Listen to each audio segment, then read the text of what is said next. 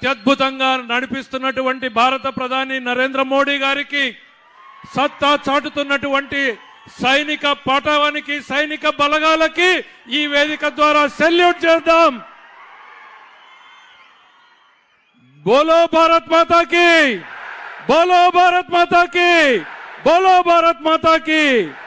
సత్తా చాటుతున్నటువంటి సైనిక కుటుంబాలతో పాటు అత్యాధునిక టెక్నాలజీని సంపాదించి పెడుతున్నటువంటి భారత ప్రధాని గారు 2 రోజుల వార్తలు చూస్తే ఒక విషయం ప్రధానంగా కనపడతా ఉంది. ఇజ్రాయెల్ టెక్నాలజీతో ఇండియాలో డ్రోన్లు తయారవుతున్నాయని. టెక్నాలజీలో ఇజ్రాయెల్ ప్రపంచంలో అమెరికా కన్నా ముందుందన్న విషయం మనం ఈరోజు తెలుసుకుంటే, 30 సంవత్సరాల క్రితమే ఓ నాయకుడు ఇజ్రాయెల్ గొప్పతనం గురించి తెలుసుకుని, ఆ ఇజ్రాయెల్ ఎక్కడుందో కూడా నాకు తెలియదు. ఆ రోజుల్లో మీరు ఇజ్రాయెల్ వెళ్ళండి, ఆ ఇజ్రాయెల్ వెళ్ళి వాళ్ళ టెక్నాలజీని చూసి రండి. మాకు అర్థం కాలేదు, ఇజ్రాయెల్ ఏంటి, టెక్నాలజీ ఏంది, ఏంటి ఆ టెక్నాలజీ అని అంటే, మనం ఇప్పుడు వాడుతున్నామే డ్రిప్ అని. ఆ డ్రిప్ టెక్నాలజీని మొట్టమొదట ప్రపంచంలో డెవలప్ చేసింది ఇజ్రాయెల్. వెళ్ళమని చెప్పిన నాయకుడు మన నాయకుడు చంద్రబాబు నాయుడు గారు. 30 సంవత్సరాల క్రితం భారతదేశం కాదు, ప్రపంచంలో ఎవ్వరూ ఆలోచన చేయని రోజుల్లో రాయలసీమ తలరాతలు మారాలంటే, రాయలసీమ రైతు జీవితాల్లో వెలుగు నింపాలంటే నీళ్లు కావాలి, నీళ్ల ఉపయోగాన్ని మెరుగుపరచాలి, అది ఒక డ్రిప్ ద్వారానే సాధ్యమని చెప్పి ఆ రోజు కమిటీలో మమ్మల్ని కూడా పంపించి మొట్టమొదటిసారి భారతదేశంలో ఆంధ్రప్రదేశ్లోనే ఇంట్రడ్యూస్ చేశాం. అంతటి ముందు చూపు కలిగినటువంటి వ్యక్తి, 30 సంవత్సరాల ముందు చూపు కలిగినటువంటి వ్యక్తి. ఊహించుకోగలమా ఈరోజు డ్రిప్ లేని జీవితం ఈరోజు రైతుకు కుదురుతుందా? మిమ్మల్ని అడుగుతున్నా. డ్రిప్ మన జీవితాల్ని మార్చిందా లేదా? ఆ డ్రిప్ని భారతదేశంలో మొదట తెచ్చినటువంటి నాయకుడు మన నాయకుడు అని చెప్పుకోవడానికి గర్వపడదాం మనం. ఒకటేంటి, అట్లాంటి డ్రిప్ని తీసుకొచ్చే ఈరోజు ఎక్కడున్నాం మనం? ఈ 5 ఏళ్లలో, గత 5 ఏళ్లలో డ్రిప్ని పడుకోబెట్టారు. 1 ఎకరా కన్నా ఈ జిల్లాలో డ్రిప్ ఇచ్చారా? ఒక్క ఉరవకొండ నియోజకవర్గంలోనే 800 కోట్లతో మెగా డ్రిప్ ఇరిగేషన్ ప్రాజెక్టు చేస్తే పైపులు తుప్పు పడిపోతున్నాయి. 1 అడుగు ముందుకు పడలేదు 5 ఏళ్లలో. మళ్ళీ వచ్చాడు నాయకుడు. అధికారం లేకొచ్చినటువంటి మొదటి సంవత్సరంలోనే భారతదేశంలో 2వ స్థానానికి చేరింది అనంతపురం జిల్లా డ్రిప్ వినియోగంలో. అంటే అది మన నాయకుడి గొప్పతనం అనేటువంటిది సందర్భంగా చెప్తున్నాం. నాయకుడి బాటలో నడిచినటువంటి జిల్లా యంత్రాంగాన్ని, కలెక్టర్ని, సంబంధిత శాఖ వారిని కూడా ఈ సందర్భంగా నేను అభినందిస్తున్నా. భారతదేశంలో 2వ స్థానానికి 10 నెలల్లో చేరడం అంటే సామాన్యమైన విషయం కాదు అనేటువంటిది ఈ సందర్భంగా గుర్తు చేస్తున్నా. అది ఆయనకి జిల్లా పట్ల ఉన్నటువంటి ప్రేమ. గుర్తు చేస్తాను, ఈ జిల్లాలో పుట్టకపోయినా ఆయనకి జిల్లా మీద అపరిమితమైన ప్రేమ. ఆయన మర్చిపోయాడేమో కానీ నేను మర్చిపోలేదు. ఓ పుట్టినరోజుకి వచ్చాడు, గొల్లపల్లి రిజర్వాయర్కి శంకుస్థాపన చేశాడు. మళ్ళీ పుట్టినరోజు జరుపుకునే లోపల గొల్లపల్లి రిజర్వాయర్ను ఓపెన్ చేశాడు. ఓపెన్ చేయడం వలన ఇవాళ కియా ఫ్యాక్టరీ వచ్చింది, ఉద్యోగాలు వచ్చాయి, మన పిల్లల భవిష్యత్తు మారింది. మళ్ళీ సంవత్సరంలో పుట్టినరోజు జరుపుకోవడానికి ఇంట్లో పండుగ చేసుకుంటే మండు టెండలో పామిడిలో కూర్చున్నాడు. ఆ రోజే జీవో ఇచ్చాడు. ఇక్కడ కూర్చుని నేను అనంతపురం దాటేలోగా ఈ హంద్రీనీవా కాలువ వెడల్పు చేసే జీవో ఇక్కడ రావాలి, నేను ఇక్కడే విడుదల చేయాలన్నాడు. జీవోని పామిడిలో పుట్టినరోజున విడుదల చేశాడు. విడుదల చేయడంతో ఆగిపోలేదు. ఈ తరానికి తెలియాల్సిన అవసరం ఉంది. ఎవరు కష్టపడుతున్నారు, ఎవరు మన తల రాతలు మార్చేందుకు తన జీవితాన్ని ధారపోస్తున్నాడు అనేది మన తరం గుర్తుంచుకోవాలి. జీవో ఇచ్చి ఆగిపోలేదు, పనులు వెంటనే ప్రారంభించాలి.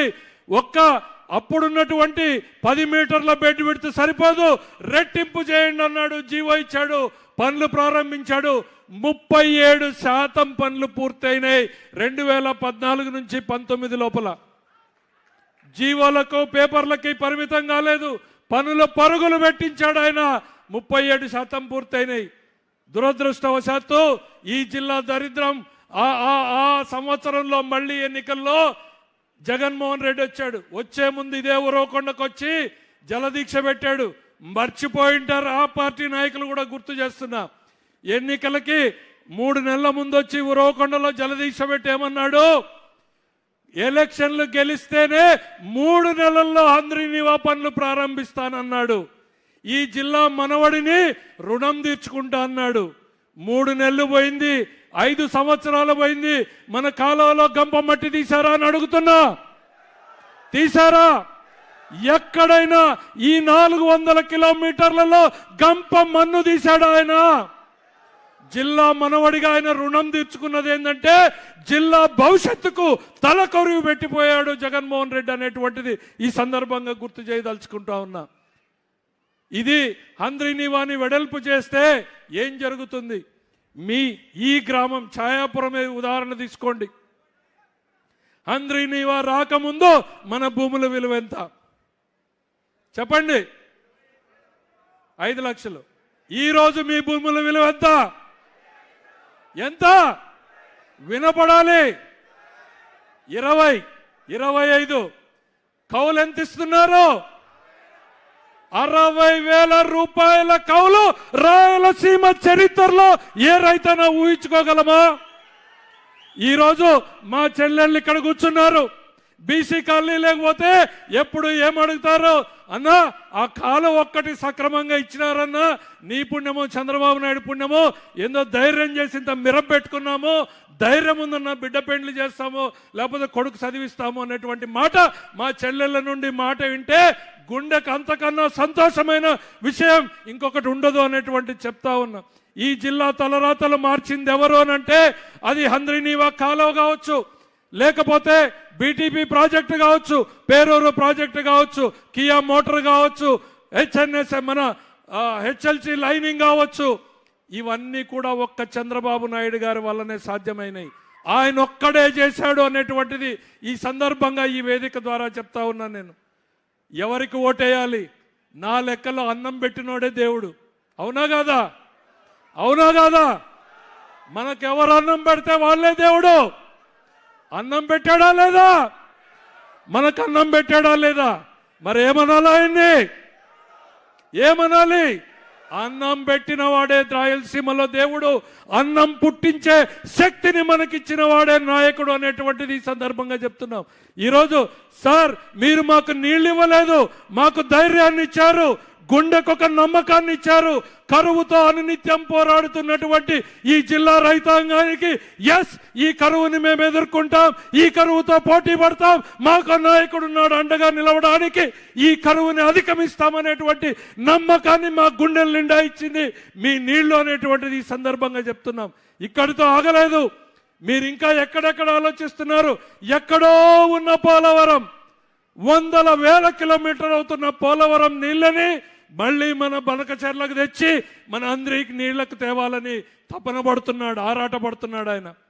5 ఏళ్లలో కాలు బయట పెట్టని ముఖ్యమంత్రిని చూసాం, కాలు ఇంట్లో పెట్టని ముఖ్యమంత్రిని చూస్తున్నాం. ఈరోజు వారానికి ఒక్కసారి ప్రతి ఊరు తిరుగుతాడు, ప్రతి కాలువ తిరుగుతాడు, ప్రతి రోడ్డు తిరుగుతాడు. ఉరవకొండలో ఈరోజు రోడ్లేసినా, కాలువలేసినా, హాస్పిటళ్లు కట్టినా, మరి తాగునీటి సౌకర్యాలు చేసిన అది చంద్రబాబు గారి హయాంలోనే అనేటువంటి విషయాన్ని సందర్భంగా గుర్తు చేస్తున్నా.